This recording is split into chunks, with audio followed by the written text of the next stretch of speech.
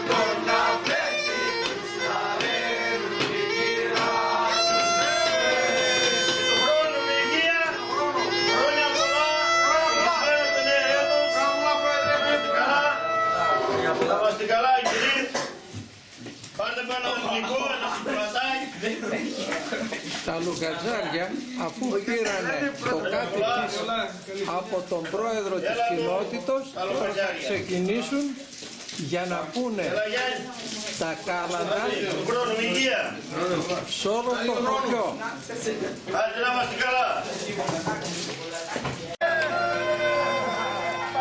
Τα λουγκατζάρια χορέψανε και τον πρώτο χορό της χρονιάς στην πλατεία εδώ και ξεκίνησαν για να πάνε να πούνε τα κάλαντα σε όλο το χωριό. Σε όποιο σπίτι έχουμε Βασίλη που γιορτάζει, θα μπουν μέσα στο σπίτι και θα κεραστούν και θα τους πούν το τραγούδι του Αγίου. Όλα τα υπόλοιπα σπίτια που θα γυρίσουν θα χορεύουν έναν χορό ο οποίος μας έρχεται από τα βάθη των αιώνων και θα βγάζουν τις άναρθρες εκείνες κραυγές που μας φέρνουν πίσω στα βάθη των αιώνων. Τα λουγκατζάρια έρχονται στο σπίτι του Αντώνη του Κατσουλιανόπουλου.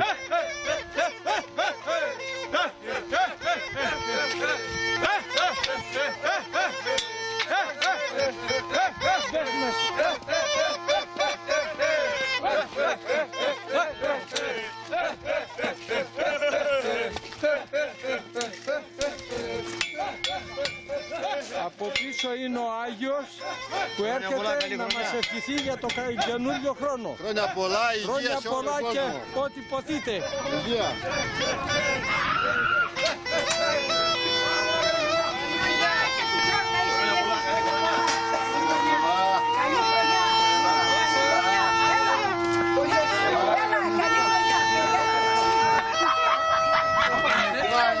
Τα λουγκατζάρια θα κεραστούν από τους νοικοκυρέους.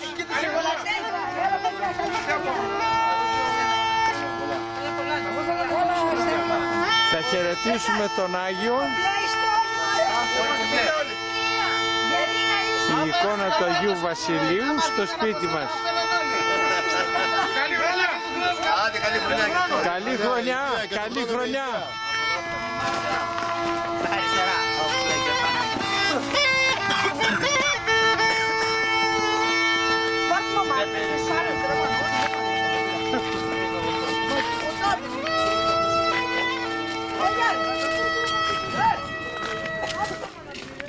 Ιανουαρίου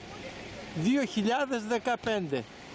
Ευχόμαστε ο καινούριος χρόνος να μην είναι μόνο παγωμένος, αλλά να μας φέρει και υγεία, χαρά και ευτυχία.